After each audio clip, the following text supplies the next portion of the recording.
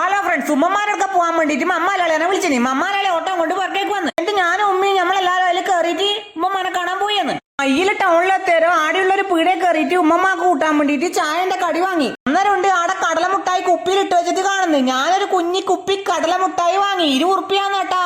പൊളിച്ച് തിന്നു നോക്കുമ്പോ നല്ല രസമുണ്ട്. പണ്ട് സ്കൂൾ പഠിച്ച ഓർമ്മയെല്ലാം അന്നേരം എനിക്ക് വന്ന്. എന്നിട്ട് മമ്മാലാളാന്റെ വണ്ടി കയറി പോയിട്ട് ഉമ്മമാനെയും കണ്ട് പുറത്തേക്ക് വന്ന്. ഇന്ന് രാത്രി നമ്മളെ പള്ളിയിൽ നബിദിനത്തിന്റെ പരിപാടി ഉണ്ട്. ഞാൻ എന്റെ പള്ളിയിലേക്ക് പോയി.